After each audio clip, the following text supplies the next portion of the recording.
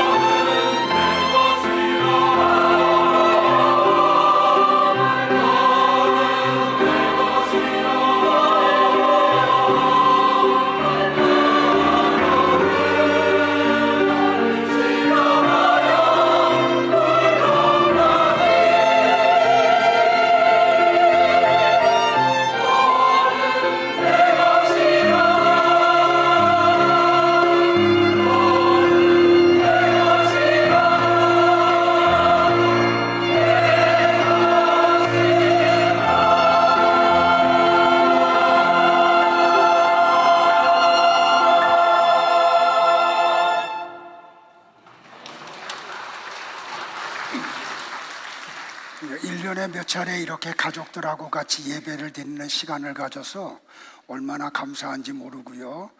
우리 친구들은 훈련이 돼서 목사님 설교 알아들을 수 있으라고 확신을 하고, 좀 목사님 설교가 조금 길지만 여러분들이 잘 또 집중하고 따라오리라고 생각을 합니다. 좀 설교 전에 특별히 좀 소개할 친구가 있는데, 태국 학생 한 명이 오늘 와서 예배를 드립니다. 잠깐 한번 일어날까요? 아이, 이름이 영어의 아이입니다. 지금 선교사 훈련을 한국에 와서 지금 받고 있고 지금 4개월 정도 지났습니다. 이런 친구들이 이제 태국에 가서 현지인이 현지인을 전도하고 또 양육하는 그런 놀라운 일들이 일어나서 너무 감사를 드립니다. 아이, 다시 한번 일어날까? 자, 한번 우리 박수로 한번 축복을 하겠습니다. 감사합니다.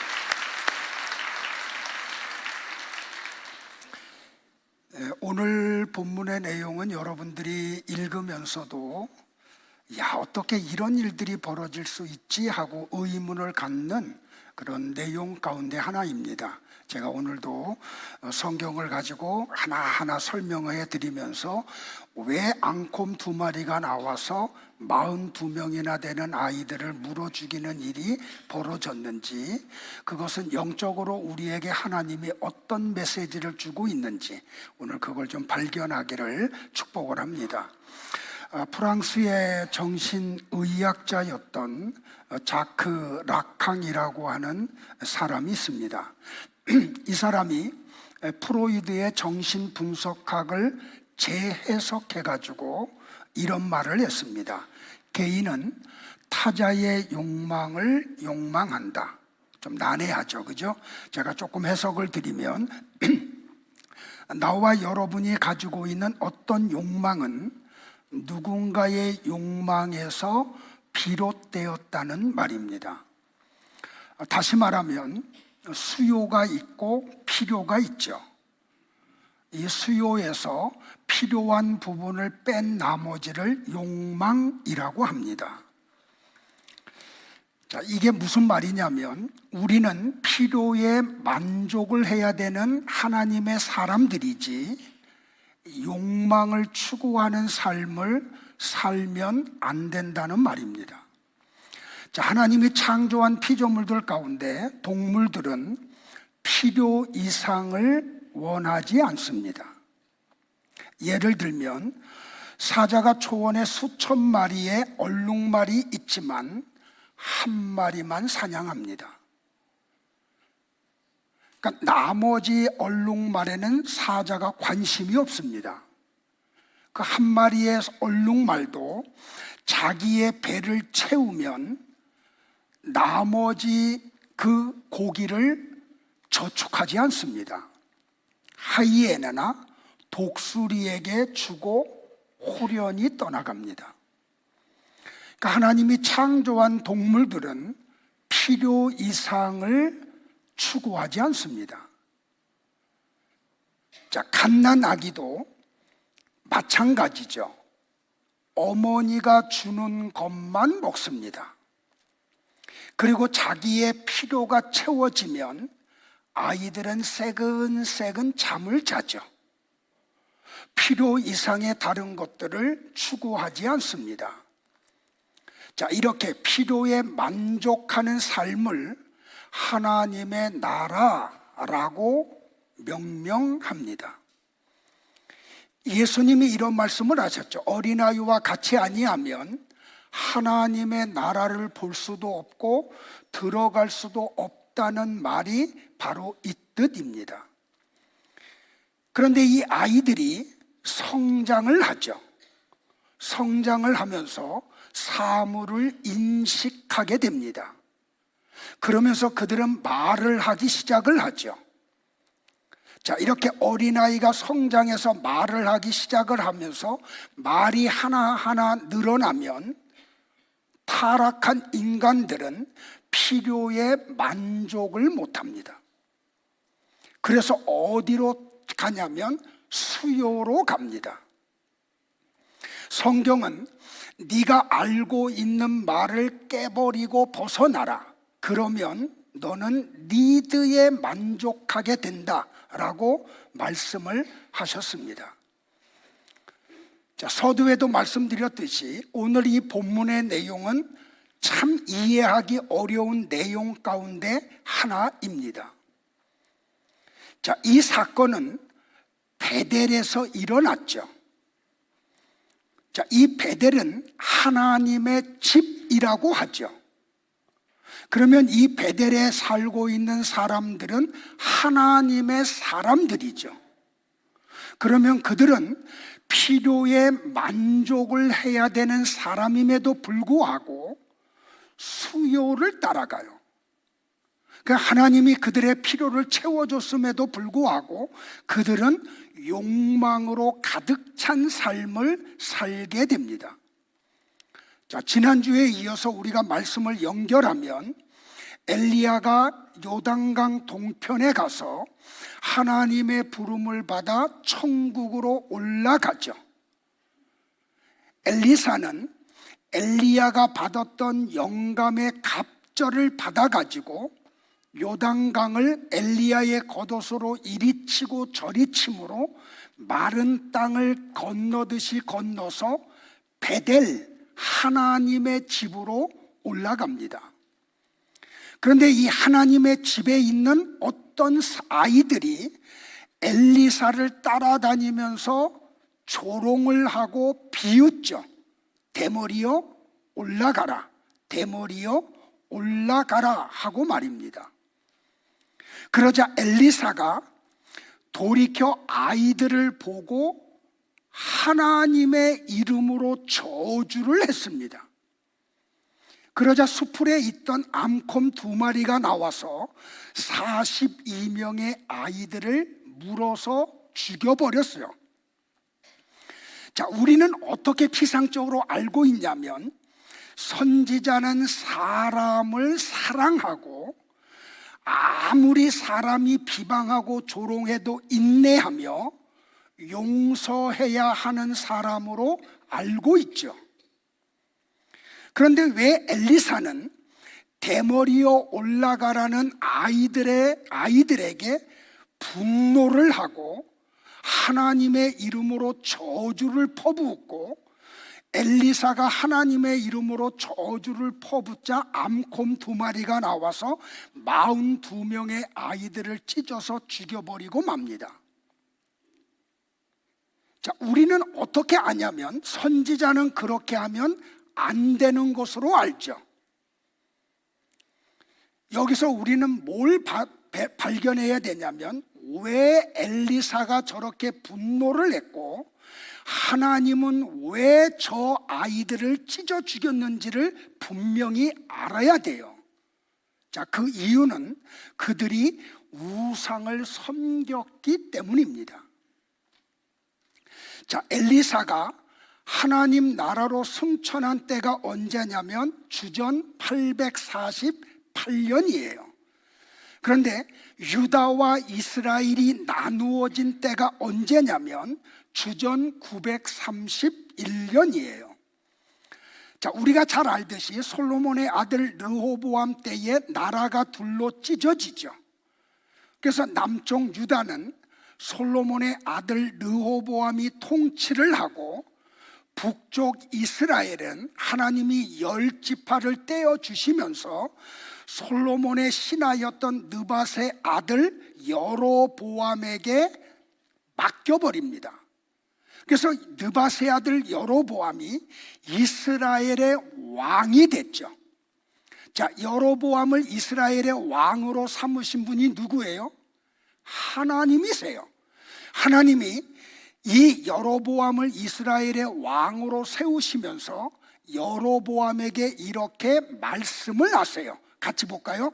네가 만일 내가 명령한 모든 일에 순종하고 내 길로 행하며 내 눈에 합당한 일을 하며 내 종 다윗이 행함같이 내 율례와 명령을 지키면 내가 너와 함께 있어 내가 다윗을 위하여 세운 것 같이 너를 위하여 견고한 집을 세우고 이스라엘을 네게 주리라.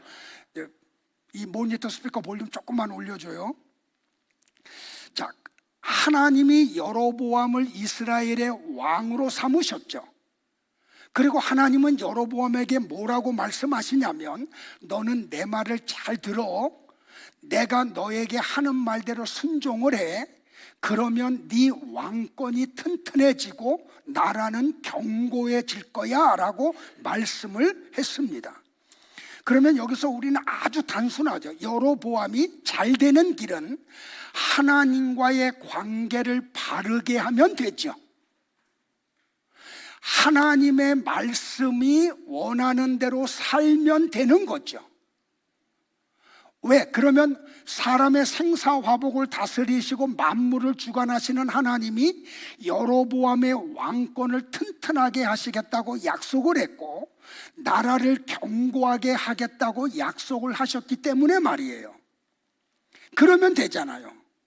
그런데 어떤 일이 벌어져요? 여로보암은 왕이 되자마자 하나님이 가장 싫어하시는 일을 거침없이 하기 시작을 하죠. 자, 당시의 성전은 예루살렘에만 있었어요. 그러니까 유다 백성이든지 이스라엘 백성이든지 하나님 앞에 제사를 지내려고 하면 예루살렘에 있는 성전에 가서 제사를 드려야 했어요. 근데 이 예루살렘은 유다 땅 안에 있죠. 그러니까 여로보암은 미래에 일어나지도 않은 일을 미리 걱정하고 염려를 해요. 자, 백성의 마음도 하나님이 다스리시잖아요. 그런데 그는 이스라엘 백성들이 유다 땅에 있는 예루살렘에 제사를 지내러 왔다 갔다 하다가 다윗의 자손들에게 마음을 빼앗길 것을 미리 걱정을 해요. 그래서 이스라엘 백성들로 하여금 예루살렘에 가서 제사를 드리지 못하도록 이스라엘 땅 안에 있는 베델과 단에다가 금송아지를 만들어 놓고 이스라엘 백성들에게 어떻게 호도를 했냐면, 이게 하나님이다라고 얘기해요. 시내산 밑에서 이스라엘 백성들이 했던 짓을 여로보암 왕이 똑같이 하고 있는 거죠. 그러니까 여로보암은 예루살렘까지 가지 않아도 하나님 앞에 제사를 드릴 수 있는 길을 열어놓고 말았어요.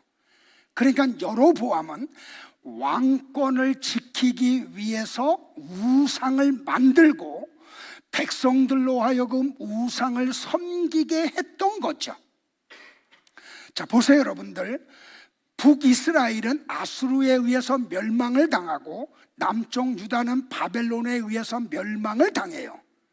그런데 유다가 바벨론에 멸망을 당하기 전까지, 이스라엘이 아수르에게 멸망을 당할 때까지 그들은 무슨 짓을 했냐면, 하나님께 제사 지내는 제단 옆에 우상의 제단을 만들어 놓고 우상을 세워놓고 하나님께도 제사를 지내고 우상에게도 제사를 지냈어요.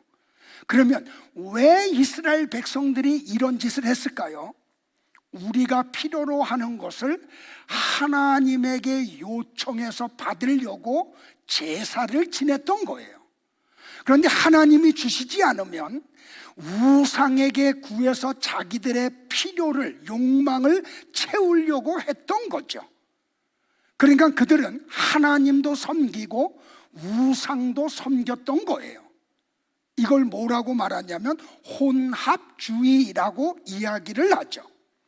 하나님은 이렇게 하나님도 섬기고 우상도 섬기는 이스라엘 백성들에게 뭐라고 말씀하셨냐면, 너희들이 나를 떠났다라고 선언을 하시죠.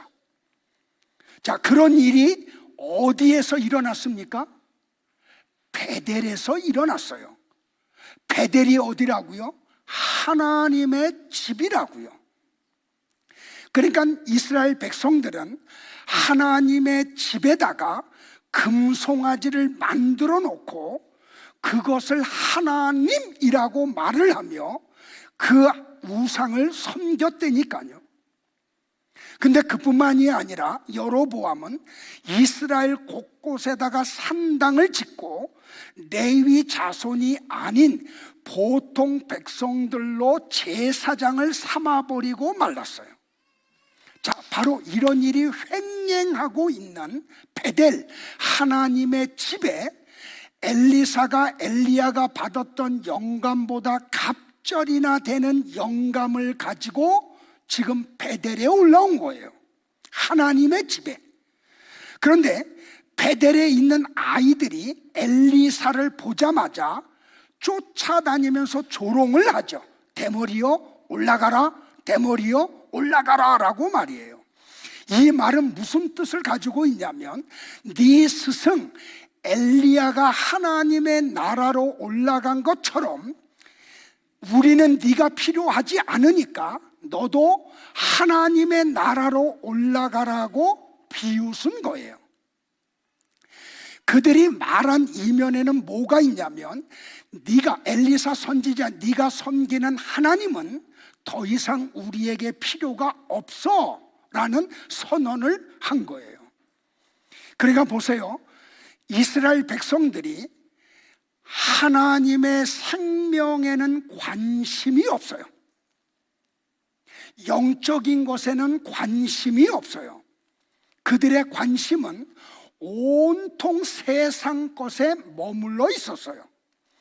세상에 자기들이 힘이라고 여기는 권력과 물질과 건강만 준다고 하면 그들은 하나님도 좋고 우상도 좋았던 거죠. 하나님은 이런 사람들에게 암곰 2마리를 보내서 42명의 아이들을 찢어 죽여버리고 말죠. 자, 하나님도 아니고 우상도 아닌 혼합주의 속에 빠져 있는 사람들은 하나님의 저주를 받는다는 것을 웅변적으로 보여주는 사건이에요. 자, 여기서 우리가 또 하나 알아야 될 게 뭐냐면, 여기에 아이들은 우리가 생각하는 그런 유치원생이나 초등학교 아이들이 아니에요. 자, 예전 개역성경에 보면 젊은 아이들이라고 번역을 했고, 영어 성경 NIV는 청소년으로 해석을 했어요. 자, 이 본문에 나오는 아이들이라고 하는 히브리어 단어를 보면 아브라함이 모리아 산으로 데리고 갔던 이삭의 나이를 얘기해요. 자, 요셉이 꿈을 꾸었던 그 나이 17살을 이야기해요. 20세가 넘었던 솔로몬을 이야기할 때 같은 단어를 썼고, 20살의 선지자의 부름을 받았던 예레미야를 말할 때도 같은 단어를 사용을 했어요. 그러니까 여기 베델의 이 아이들은 사리를 분별할 수 있는 17살에서 20살 정도 되는 청년들임을 알 수가 있죠. 그러니까 이 친구들은 사리를 분별할 수 있는 그런 나이였음을 우리는 알게 돼요. 자, 그러니까 엘리사는 사리를 분별하지 못하는 아이들을 저주하고 하나님이 그들을 죽인 게 아닌 거죠. 자, 이런 일이 베델에 있는 사람들에게 팽배하게 일어나고 있었다는 말이에요. 그러니까 나와 여러분들이 이 본문을 통해서 깨달아야 될 건 뭐냐면, 나와 여러분들은 하나님만 섬겨야 돼요. 하나님만 경배해야 돼요. 하나님만 믿어야 돼요. 그런데 지금 지상교회 안에 이 열왕기에 나오는 베델의 사건들이 지상교회 안에서 팽배하게 이루어지고 있죠. 그래서 주일날은 교회 와서 예배를 드리지만 평상시의 삶에서 자기들에게 필요한 게 있으면 점집에 가서 점도 치고 무당을 불러서 구슬하기도 하고, 타르라 그래요? 그 종이 쪽에 그 사진을 보고서는 자기의 운명에 대한 걸 이야기하는 걸 영향을 받아요. 이런 것들이 텔레비전 화면을 통해서 연예인들을 통해서 공공연하게 벌어지죠. 크리스찬이라고 하는데 술 먹는 이야기를 거침없이 하죠. 지금 베델에서 일어나고 있는 사건이 지상교회 안에서 일어나고 있음을 우리는 발견하게 돼요. 자, 이게 구약에도 많이 나오죠. 여리고성을 그들이 점령을 해요. 출애굽한 이스라엘 백성들이. 어떻게 점령을 해요? 하나님의 말씀대로 여리고성을 하루에 한 바퀴씩 엿새를 돌고 일곱째 날에는 일곱 바퀴를 돌고 난 후에 소리를 질렀더니 여리고성이 무너져 버리고 말았어요. 자, 하나님이 가나안 땅에 들어가서 첫 번째 성 여리고를 그렇게 무너뜨린 이유는 지금부터 너희들이 펼칠 가나안 일곱 족속과의 전쟁은 너희들의 힘으로 이기는 게 아니야. 내가 이기는 거야. 그러니까 너희들이 해야 할 일은 내가 하라는 대로 하기만 해. 그게 여리고성을 무너뜨리는 첫 번째 사건이 주는 메시지라니까요. 그런데 어떤 일이 벌어져요, 여러분들? 그러니까 이스라엘 백성들이 1000번을 여리고성을 돌아도 여리고성은 안 무너져요. 여리고성을 무너진 것은 이스라엘 백성들이 열세 바퀴를 돌았기 때문이 아니에요. 하나님이 무너뜨려 버리신 거죠. 그런데 그들은 철저하게 하나님의 말씀을 들어야 했고 하나님의 말씀대로 살아야 했어요. 그런데 아간이라는 사람이 외투 두 벌과 금과 은을 훔쳐가지고 땅에 파묻어 버렸죠. 그런데 이스라엘 백성들이 이걸 몰라요. 그래서 아이성을 쳐들어가죠. 아이성을 정탐한 사람들이 말하기를 여리고에 비하면 아이는 작으니까 3000명만 가도 된다고. 그래서 3000명의 군인만 갔어요. 그런데 이 전쟁에서 이스라엘이 대패를 하고 말죠. 뭐라고 여호수아가 기록을 했냐면 백성의 마음이 녹아서 물같이 되었다고. 그래서 여호수아가 물어봐요. 도대체 왜 이런 패배가 일어났냐고. 그랬더니 하나님이 뭐라 그래요? 하나님의 말씀을 어긴 자가 있다고. 그래서 제비를 뽑았더니 누가 뽑혀요? 아간이 뽑혀요. 그랬더니 하나님이 뭐라 그래요? 아간도 죽이고 그의 부인도 죽이고 그의 아들들과 딸들도 죽이고 아간의 집에 있는 짐승들까지 다 죽이라고 이야기를 하죠. 그리고 그 아간의 가족과 짐승들이 죽은 거기에다 돌무더기를 쌓고 이스라엘 백성들에게 본보기를 삼게 해요. 왜 하나님이 그렇게 하셨어요? 다 같이 읽을까요? 시작. 하나님의 집에서 하나님 이외에 다른 것을 의존하면 하나님이 용납하지 않는다는 것을 깨닫게 하신 것입니다. 그래서 나와 여러분들이 이 본문을 보면서 우리가 정신을 바짝 차려야 될 게 뭐냐면 우리는 하나님만 믿어야 돼요. 저분만 의지해야 돼요. 하나님이 무슨 말씀을 하셨는지를 잘 새겨듣고 그 말씀을 따라서 살아야 돼요. 그걸 이 말씀을 자녀들에게 부지런히 가르치고 자녀들로 하여금 말씀을 좇아서 살도록 만들어야 되는 거죠. 그래야 하나님이 지켜주시니까, 그래야 하나님이 선한 길을 열어주시니까. 자, 원고에는 없는 얘기 조금만 더 할게요. 제가 6년 전에 중국 공안에 붙잡혀서 추방을 당했어요. 그래서 지금까지도 중국 관광도 가지를 못해요. 제가 중국을 다니면서 선교를 하면서 현지에 있는 선교사님들이 이 시진핑이 주석이 되면은 중국 선교의 장이 활짝 열릴 것을 기대를 했어요. 그 이유는 시진핑의 아내가 예수를 믿는 크리스찬이라는 소문이 났기 때문에. 그래서 선교사님들이 굉장히 기대를 했죠. 그런데 시진핑이 주석이 된 다음에 1인 독재 체제를 견고하게 해놓고 기독교를 박해하기 시작을 해요. 그래서 선교사님들이 지금 거의 다 추방을 당했어요. 심지어는 어떤 시 종교국에서 허락한 교회를 삼작교회라고 하거든요. 근데 삼작교회들조차도 문을 닫게 만들었어요. 그때 제가 나도 모르는 가운데 몇 년 전에 이런 말을 한 적이 있어요. 하나님의 심판을 얼마나 혹독하게 받으려고 저 사람이 저렇게 겁없이 기독교를 박해하느냐고요. 제가 요새 경제 공부를 조금 하고 있는데 중국의 경제가 미국 다음이 되는 G2에 들어갔었어요. 그래서 시진핑이 공공연하게 말한 게 뭐냐면 2050년이 되면 미국을 초월해서 중국이 제1강대 국가가 된다고 호언장담을 했어요. 그런데 지금 어떤 일이 벌어졌는지 알아요, 여러분들? 중국 경제가 완전히 무너졌다는 얘기를 계속 들어요. 아파트들을 지어놨는데 비어있는 아파트가 비공식적으로 1억 3천 채가 넘어요. 청년 실업률이 발표하다가 이제는 발표도 안 해.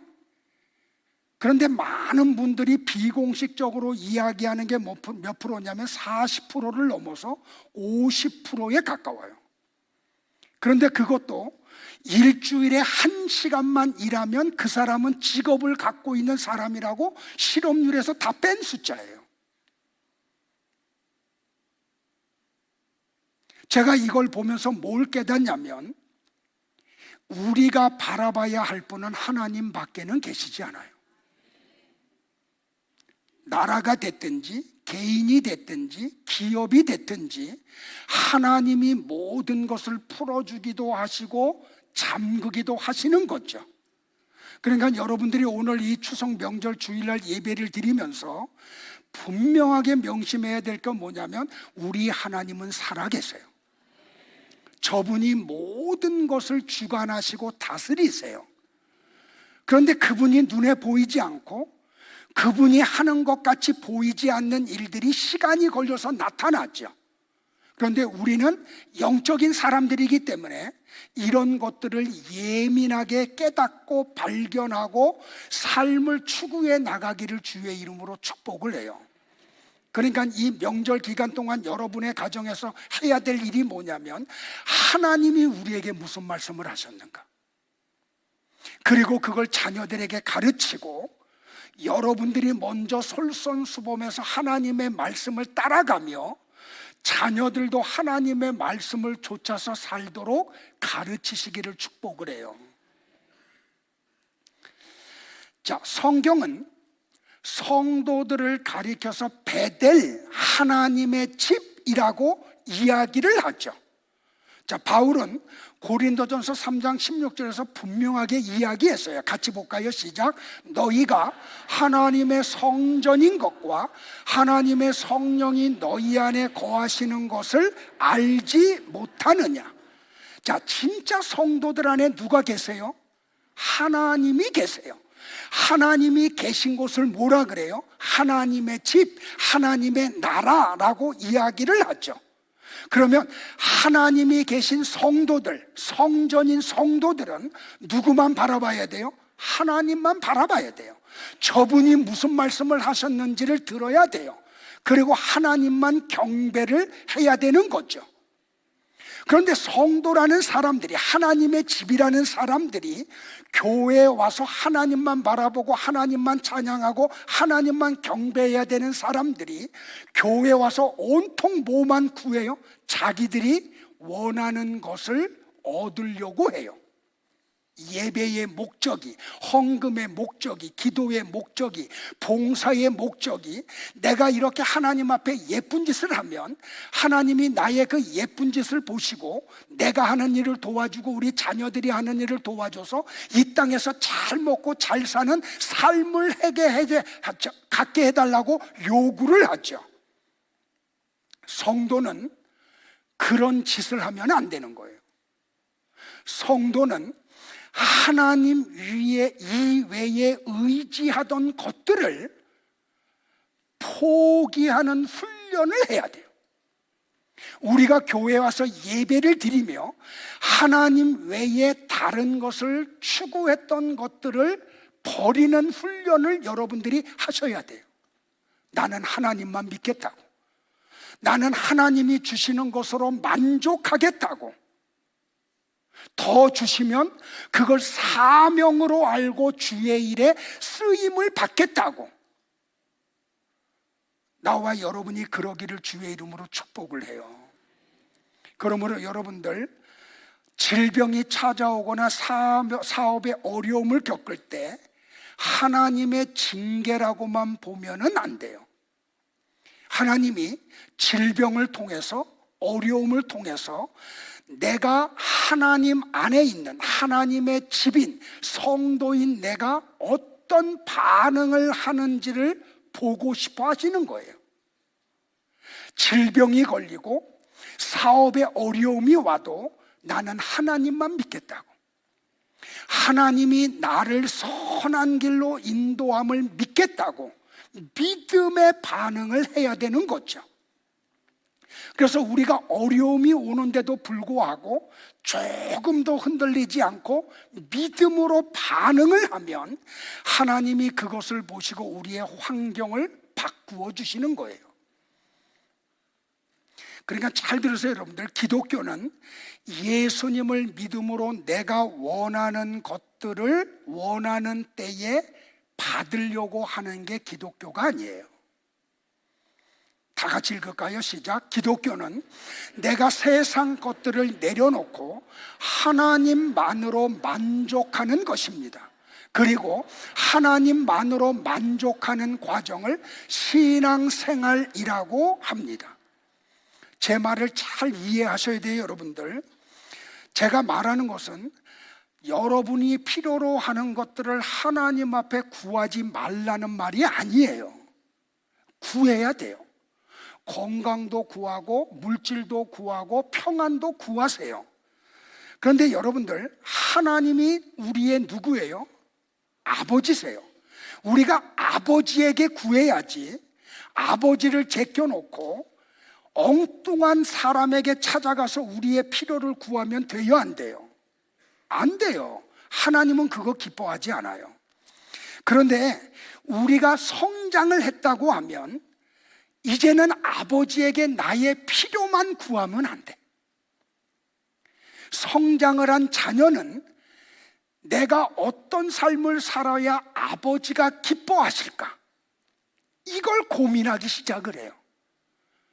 그래서 나의 필요, 빵만을 아버지에게 구하는 아들에게서 아버지가 기뻐하는 삶이 무엇인지를 발견하고 그 삶을 살아내고 말지요. 하나님이 원하시는 것은 바로 그거라는 거예요. 그런데 엘리사 시대에 베델에 있던 사람들은 그런 것에 가치관을 두지 않아서 하나님에게 관심이 없었다니까요. 하나님 앞에 제사를 지내는 목적은 그들에게 하나님이 필요로 하는 걸 주실 것을 기대하고 한 거죠. 그걸 하나님이 진노하신 거예요. 자, 조금 부연해서 설명할게요. 누가복음 12장에 가보면 어떤 사람이 예수님을 찾아와요. 근데 이 사람이 어떤 사람이야? 형이 있었는데 아버지가 돌아가셨어. 근데 유산을 나누는데 형이 좀 불이하게 했나 봐요. 그래서 아버지의 유산을 동생이 하나도 못 받았어. 그래서 예수님에게 찾아와서 이렇게 요청을 해요. 선생님, 내 형에게 명령을 하셔서 아버지의 유산을 동생과 나누도록 좀 말씀해 주세요 하고 요청을 해요. 그러자 예수님이 이 사람에게 뭐라고 이야기해요? 야, 이 사람아, 누가 나를 너희의 재판장이나 물건 나누는 사람으로 세웠어? 하고 말씀을 하죠. 여러분들 보세요. 우리가 세상적으로 보면 예수님의 책망을 들어야 될 사람은 누구예요? 동생에게 유산을 한 푼도 안 준 형이죠. 그런데 예수님은 그 동생을 바로잡아 달라고 요청하는 동생을 꾸짖어요. 예수님의 말씀의 요지는 분명하죠. 그래, 네가 구하는 것은 정당해. 너는 그것을 얻기 위해 그러나 나를 찾아오면 안 돼. 너는 다른 것을 내게서 찾고 요구해야만 한다라고 말씀하시는 거예요. 자, 이 동생, 아버지의 유산을 한 푼도 받지 못한 이 동생이 예수님에게 와서 진짜로 구해야 되는 것이 뭐예요, 여러분들? 이 내용 이야기의 뒤에서 예수님이 이렇게 말씀하세요. 누가복음 12장 15절에 다 같이 봐요. 시작. 저희에게 이르시되 삼가 모든 탐심을 물리치라. 사람의 생명이 그 소유에 넉넉한 데 있지 아니하니라. 그러니까 예수님이 이 동생에게 네가 나를 찾아와서 요구해야 되는 게 뭔지 아니하고 말씀한 게 뭐예요? 하나님의 생명이에요. 유산 몇 푼이 아니고 하나님의 생명을 네가 나에게 와서 요구를 해야 돼. 나는 하나님의 생명을 주려고 왔기 때문에 말이야. 그러면 여러분들, 나와 여러분이 교회에 와서 기도를 통해 하나님에게 요구해야 될 게 뭐예요? 하나님의 생명이에요. 세상살이 하다가 불합리한 억울한 일을 당한 거 원한 풀어달라고 하면 안 되는 거죠. 이걸 잘 새겨듣기를 주의 이름으로 축복을 해요. 자, 말씀을 정리할게요. 잘 따라오세요. 마태복음 16장에 가면 예수님이 가이사랴 빌립보에서 제자들에게 물어봐요. 세상 사람들이 나를 누구라고 하니? 그리고 제자들에게 물어보죠. 그때 베드로가 뭐라 그래요? 다 같이 시작. 주는 그리스도시요 살아계신 하나님의 아들입니다. 예수님은 베드로를 칭찬하신 후에 네가 고백한 신앙 고백 위에 내가 교회를 세울게 하고 말씀을 하세요.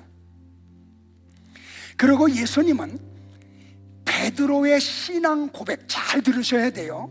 주는 그리스도십니다. 나의 주인이신 당신은 구약 성경에서 하나님이 여러 선지자들을 통해 여러모로 모양으로 예언했던 메시아입니다. 그리고 당신은 하나님의 아들로 내게 생명을 주러 오신 분입니다. 이 고백이 일어나자마자 예수님이 무슨 말씀을 하냐면 당신이 사람의 몸을 얻고 세상에 오셔서 무엇을 하러 오신지 그 목적과 이유를 가르쳐 주세요. 잘 들으셔야 돼요. 다 같이 볼까요? 시작. 이때로부터 예수 그리스도께서 자기가 예루살렘에 올라가 장로들과 대제사장들과 서기관들에게 많은 고난을 받고 죽임을 당하고 제3일에 살아나야 할 것을 제자들에게 비로소 나타내시니.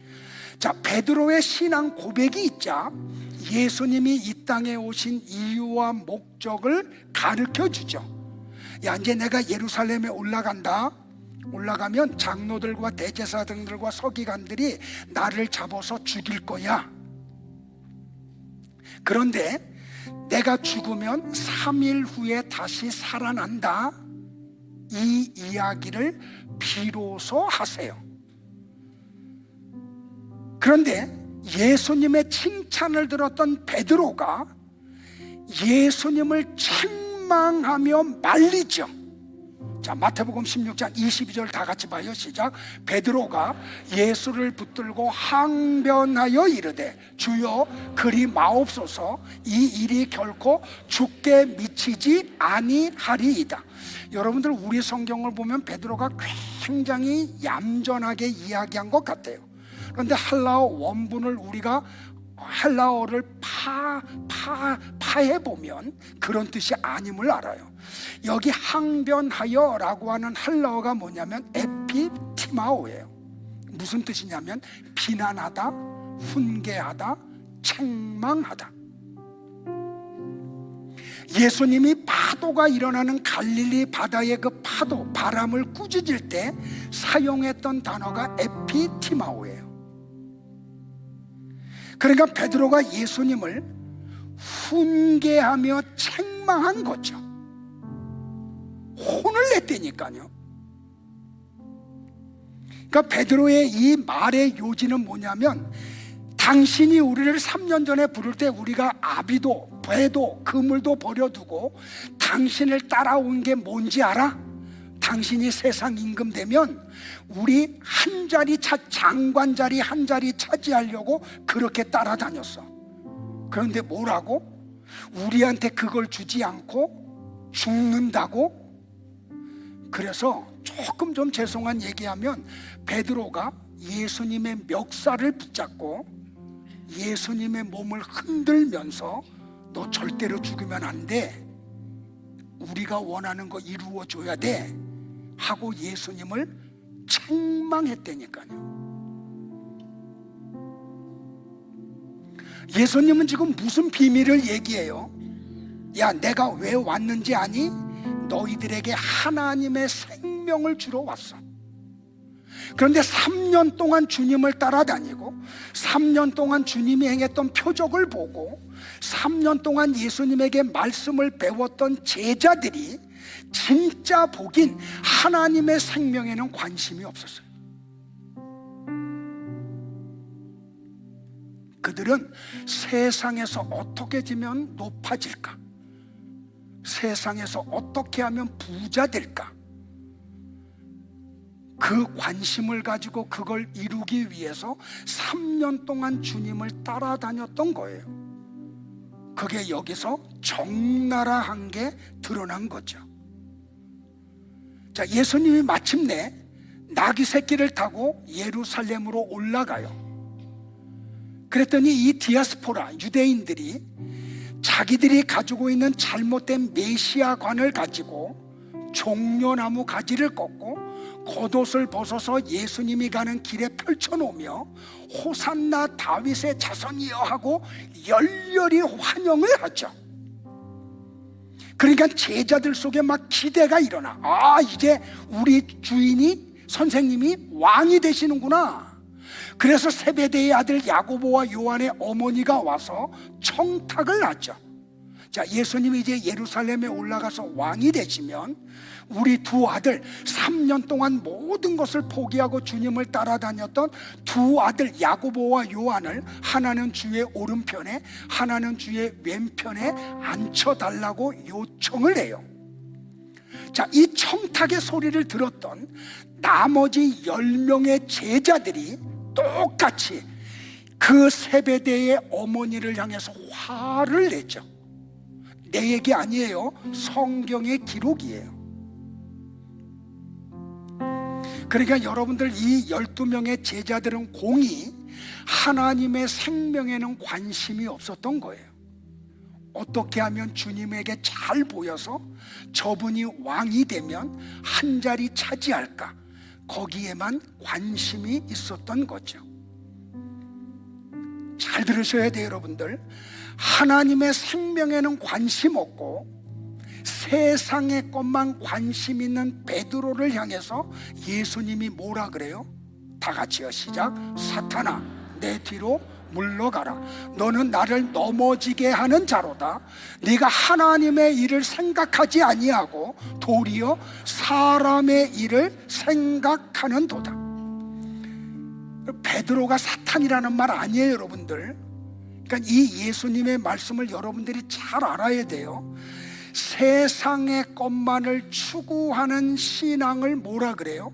기복신앙, 그러죠. 예수님은 그런 기복신앙을 가진 베드로를 뭐라 그랬어요? 사탄아라고 얘기했다니까요. 그러니까 교회에 와서 성경을 펼쳐놓고 예배라는 걸 드리지만 기복신앙을 가지고 하는 모든 것은 다 뭐예요? 사탄이 하는 짓이에요.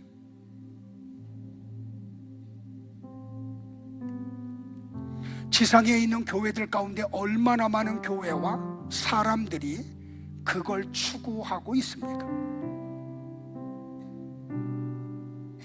그러므로 조금 험한 얘기할게요. 번영 신학을 주장하는 것은 사탄의 신학인 거예요.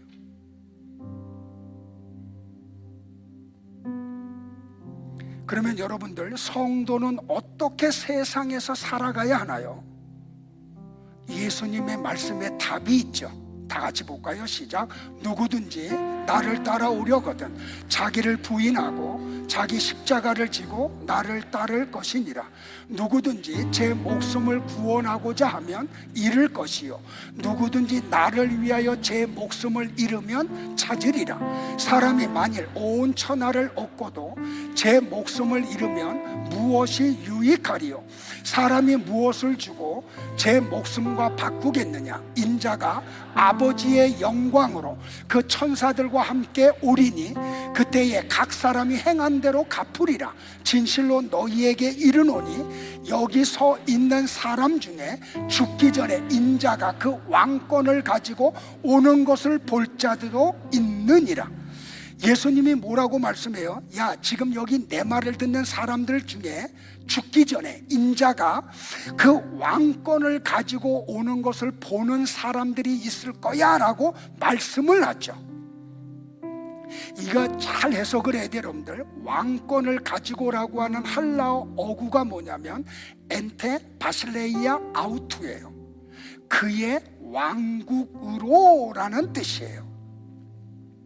다시 말하면 뭐냐면 예수님이 하나님의 통치에 완전히 순종하여 십자가에서 죽으시고 부활하심으로 이 세상에 하나님의 나라가, 교회, 신부, 성도가 생겼죠. 이렇게 하나님의 나라가 된 성도, 교회를 이야기해요.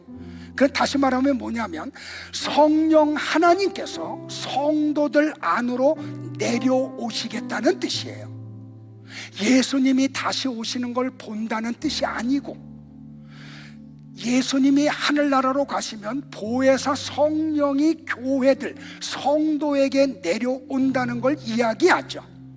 그 보혜사 성령이 내주하는 성도들은 하나님의 통치를 온전히 받아요.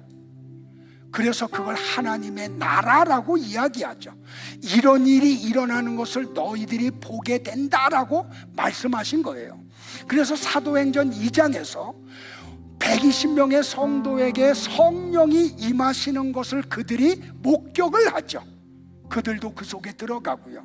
그래서 그들이 하나님의 통치를 받잖아요. 그래서 베드로가 순교를 당해요. 로마에서 거꾸로 십자가에 못 박혀서. 바울은 목이 배임을 당해서 순교를 하죠. 복음을 전하다가 하나님의 말씀만을 따라가요. 하나님의 다스림을 받아요.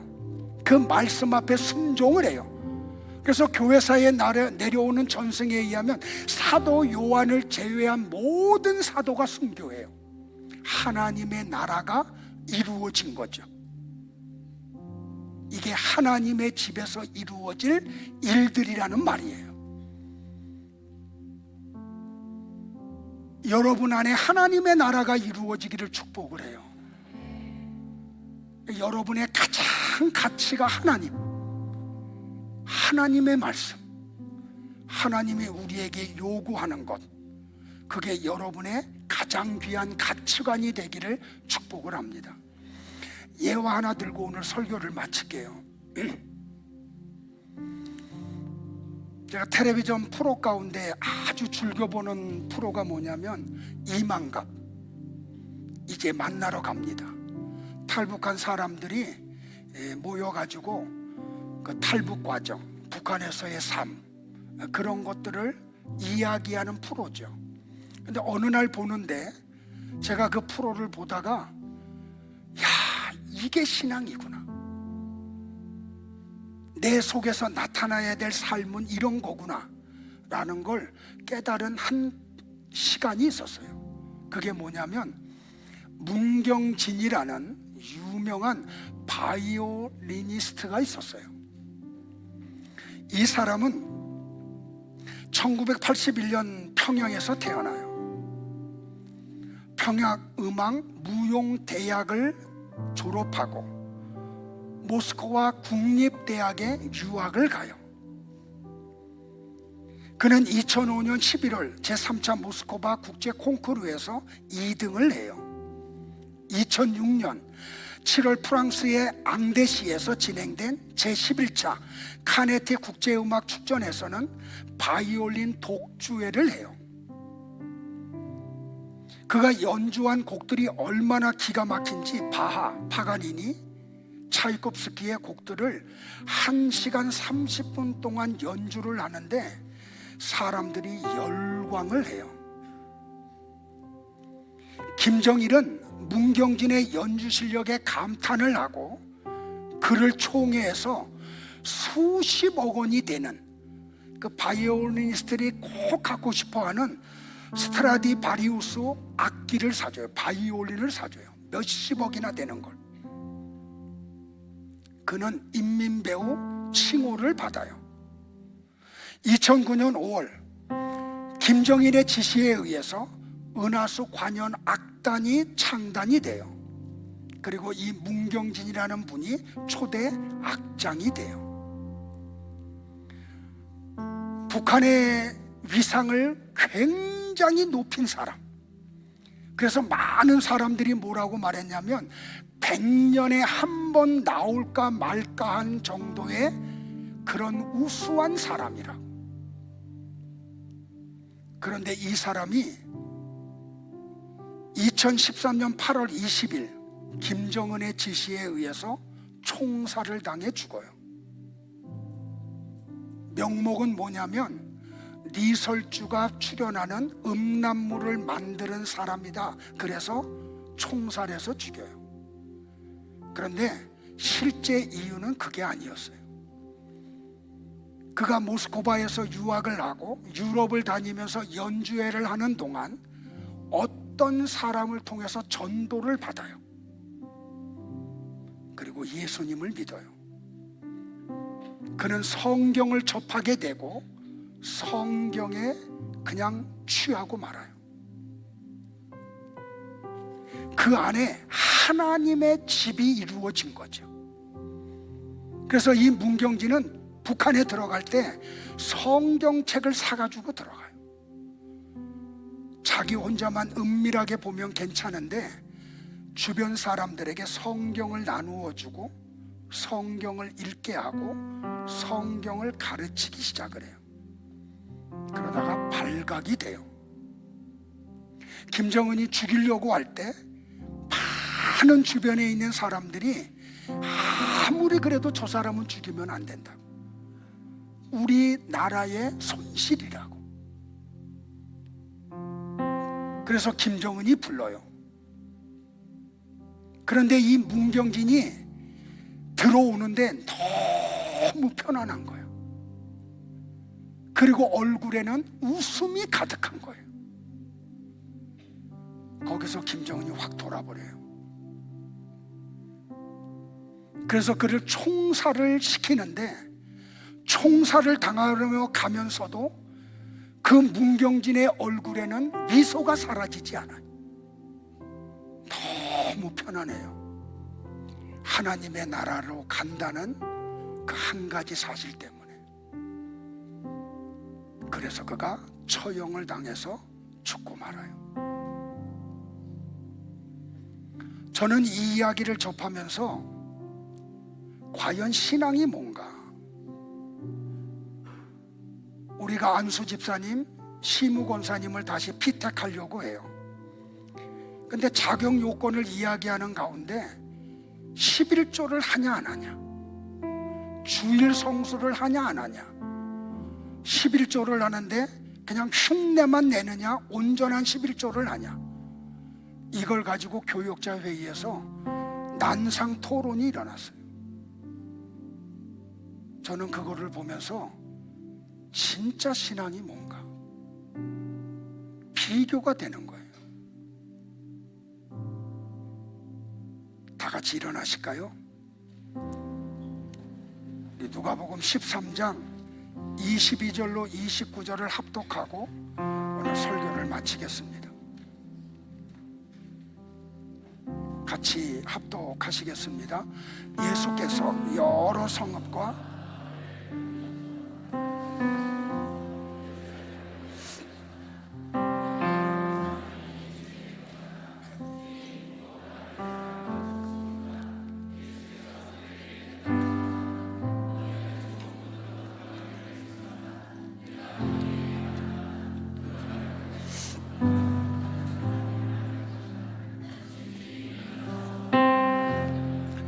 너희가 밖에 서서 문을 두드리면서 주인이 문을 열어 주십시오 하고 졸라도 주인은 너희가 어디에서 왔는지 나는 모른다 하고 대답할 것이다. 그때에 너희가 말하기를 우리는 주인님 앞에서 먹고 마셨으며 주인님은 우리를 길거리에서 가르치셨습니다 할 터이나 주인이 너희에게 말하기를 나는 너희가 어디에서 왔는지 모른다. 불의를 일삼는 자들아 모두 내게서 물러가라 할 것이다. 아브라함과 이삭과 야곱과 모든 예언자는 하나님 나라 안에 있는데 너희는 바깥으로 쫓겨난 것을 너희가 보게 될 때에 거기서 슬피 울면서 이를 갈 것이다. 사람들이 동과 서에서 또 남과 북에서 와서 하나님의 나라 잔치 자리에 앉을 것이다.